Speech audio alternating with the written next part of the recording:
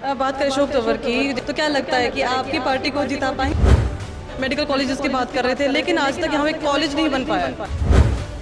मैं युवा नेता नहीं, मैं हमारी पार्टी का युवा कार्यकर्ता हूँ। डॉक्टर अशोक तंवर जी के पक्ष में जितना ज़्यादा से ज़्यादा मतदान हो सके उसकी हमने चर्चा की है। अशोक तंवर अभी तक जाखल मंडी नहीं पहुंचे हैं, होने हैं। तो कब तक आ रहे हैं अशोक तंवर? देखिए, बाहरी कैंडिडेट कुमारी शैलजा है, ना कि डॉक्टर अशोक तंवर। राज्यसभा सांसद सुभाष बराला के सुपुत्र और बीजेपी के युवा नेता विकास बराला आज जाखल मंडी पहुंचे हैं। उन्होंने कार्यकर्ताओं के साथ बैठक ली है और कई अहम मुद्दों पर चर्चाएं हुई है।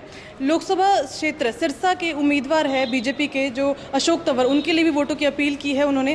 क्या कुछ रहा, उन तमाम मुद्दों पर आज उनसे बातचीत करेंगे। सबसे पहले जाखल मंडी पहुंचने पे आपका बहुत बहुत स्वागत करती हूँ। बहुत धन्यवाद। और जैसा आपने कहा कि युवा नेता, मैं युवा नेता नहीं, मैं हमारी पार्टी का युवा कार्यकर्ता हूँ।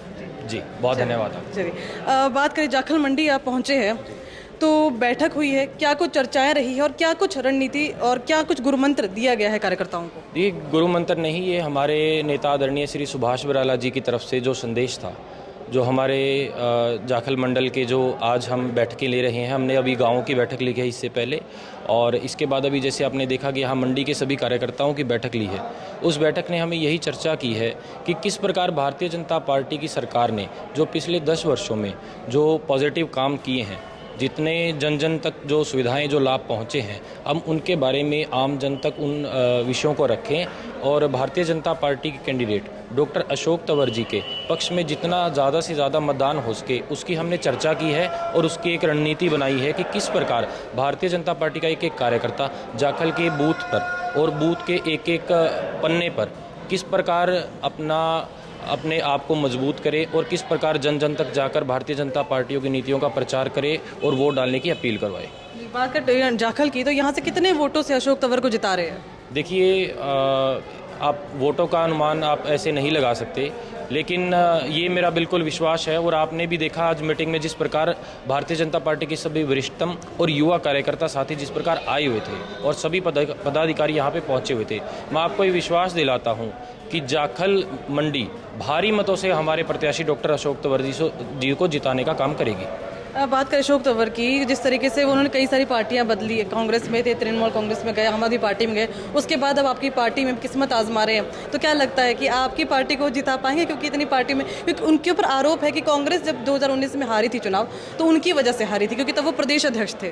देखिए, ऐसा बिल्कुल भी नहीं है और मैं ये बात नहीं मानता हूँ। मैं आपकी इस बात से बिल्कुल असहमत हूँ, क्योंकि देखिए, यदि कोई भी व्यक्ति राजनीति में आता है तो सबकी अपनी अपनी अपेक्षाएं होती हैं और अपने डिज़ायर्स होती हैं। तो उन्होंने भी उसी कड़ी में काम किया।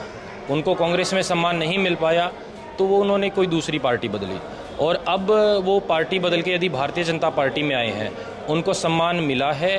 और ये सवाल मैं आपसे भी पूछना चाहता हूँ कि कांग्रेस की जो कैंडिडेट है कुमारी शैलजा, क्या वो सिरसा में पिछले 20 से 25 वर्षों में दिखी हैं? आप बताइए, वो नहीं दिखी। ठीक है, इसी के साथ हमारे कैंडिडेट का घर, उनका निवास सिरसा में है। क्या कुमारी शैलजा का निवास सिरसा में है? तो इस सवाल का जवाब मैं यही देना चाहूँगा कि बाहरी कैंडिडेट कुमारी शैलजा है, ना कि डॉक्टर अशोक तंवर। डॉक्टर अशोक तंवर तो आज भी एक मेहनती और कर्मठ कार्यकर्ता की तरह आम जन की सेवा में लगे हुए हैं, और मैं निश्चित तौर पे मुझे विश्वास है कि वो यहाँ से भारी मतों से विजयी होकर जाएंगे और हमारे प्रधानमंत्री आदरणीय नरेंद्र मोदी जी का जो नारा है 400 पार का, उसमें सिरसा लोकसभा सीट को जिताकर उनकी झोली में डालने का काम भी करेंगे। बात करें, क्योंकि बीजेपी ने सबसे पहले अपने कैंडिडेट घोषित कर दिए थे और कांग्रेस ने सबसे आखिरी में की है, तो अभी तक जो डॉक्टर अशोक तंवर अभी तक जाखल मंडी नहीं पहुंचे हैं। उससे पहले कांग्रेस की कुमारी शैलजा यहाँ रैली करके कल गई हैं। देखिए, डॉक्टर अशोक तंवर जी के जो कार्यक्रम अभी जाखल मंडल के हैं वो होने हैं, और जब किसी भी चुनाव का प्रचार का जो समय होता है उसमें पार्टी की सबकी अपनी अपनी रणनीति होती है, और उसी रणनीति के तहत हमारे टोहाना विधानसभा क्षेत्र के जो अभी जाखल मंडल के दौरे होने हैं वो भी होने हैं, और आने वाली कुछ ही दिनों में डॉक्टर अशोक तंवर और हमारे नेता आदरणीय श्री सुभाष बराला जी वो यहाँ पर अवश्य आएंगे और लोगों से मिलेंगे और उनको संबोधित कर वोटों की अपील भी करेंगे। तो कब तक आ रहे हैं अशोक तंवर यहाँ पे? देखिए, 1-2 दिन में तारीख तय कर ली जाएगी और सभी के साथ उसको साझा भी कर दिया जाएगा कि सभी साथी जुड़ें और आप तक भी उसको पहुँचा दिया जाएगा। क्योंकि जाखल मंडी के लोगों की हमेशा से शिकायत रही है कि यहाँ के लोगों को, यहाँ की समस्याओं को हमेशा से अनदेखा किया गया। यहाँ के लोगों की हमेशा से शिकायत रही है, जितने भी नेता रहे, क्योंकि यहाँ की बात करें 2014 में सड़क बनी थी जो बैरियल से लेकर यहाँ मंडी तक आती है, लेकिन अभी तक कितने साल हो गए, 10 साल आपकी सरकार को हो गए, लेकिन आज तक वो सड़क नहीं बनी। आपने एजुकेशन की बात की, मेडिकल कॉलेजेस की बात कर रहे थे, लेकिन आज तक यहाँ एक कॉलेज नहीं बन पाया है। देखिए बिल्कुल क्या होता है कि सबसे पहले तो मैं आपको बताना चाहूँगा कि जाखल के जो डेवलपमेंट की सबसे बड़ी बात थी वो हमारे नेता आदरणीय सुभाष बराला जी ने और हमारे पूर्व के मुख्यमंत्री आदरणीय मनोहर लाल जी ने उसको साकार किया। क्योंकि जब जाखल को नगर पालिका का दर्जा मिला, उसी के बाद जो विकास कार्यों की गति है वो बढ़ना शुरू हुई। और आप ये देखिए कि यहाँ पर एक कॉम्प्लेक्स बन के तैयार हुआ, यहाँ पर ITI आई और हाँ देखिए बिल्कुल वो पूरा होगा। जब कोई भी काम चलता है तो निश्चित तौर पे देखिए पूरा होता है और बीच में कुछ ना कुछ जब रुकावटें आती हैं तो उनको हम दूर करने का भी काम करते हैं। जी बिल्कुल। सरकार आपकी है, फिर भी आपको काम करने में दिक्कतें आ रही है? नहीं देखिए, आप ये बताइए, मैं आपसे ही अगर ये सवाल करूं कि 2014 से लेके 2024 तक जितने विकास कार्य हुए, क्या अब से पहले इन 70-75 वर्षों में टोहाना विधानसभा के किसी भी क्षेत्र में इतना विकास हुआ है? तो आप मुझे बताएं। अगर आपका जवाब हाँ होगा तो मैं इसका भी जवाब दे दूंगा। तो मतलब आपको और 5 साल चाहिए भी काम करने के लिए? बिल्कुल, देखिए काम तो निश्चित तौर पे काम तो निरंतर चलते ही रहते हैं। सड़कें बनती हैं तो उनकी मरम्मतें भी होती हैं और बस यदि बहुत ज़्यादा मरम्मत के लायक नहीं होती तो दोबारा भी बनती है। ठीक है जी।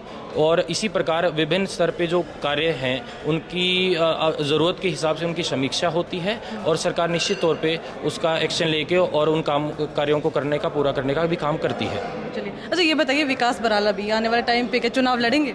देखिए, ऐसा बिल्कुल भी नहीं है और हमारी पार्टी कार्यकर्ता की पार्टी है और हमारी पार्टी में जो चुनाव लड़ना या ना लड़ना वो पार्टी ही तय करती है। जी, मैं एक कार्यकर्ता और एक युवा कार्यकर्ता के नाते हमारी पार्टी में काम कर रहा हूँ, जन जन की सेवा कर रहा हूँ, हमारे कार्यकर्ता तक संपर्क करने का प्रयास कर रहा हूँ। जी, अगर कार्यकर्ता चाहेंगे कि विकास बराला चुनाव लड़े टोहाना विधानसभा क्षेत्र का, तो क्या जवाब होगा? देखिए, अभी मेरा ये जवाब है कि मैं एक कार्यकर्ता से अपील कर रहा हूँ कि वो आने वाली 25 मई को एक एक वोट, एक एक मत अपने क्षेत्र का भारतीय जनता पार्टी के प्रत्याशी डॉक्टर अशोक तंवर जी के पक्ष में डलवाने का काम करें। बहुत बहुत शुक्रिया बातचीत करने के लिए। थैंक यू जी, तो ये थे हमारे साथ विकास बराला, जिन्होंने तमाम मुद्दों पर जाखल मंडी के और सिरसा लोकसभा क्षेत्र को लेकर और अशोक तंवर को लेकर बातचीत की।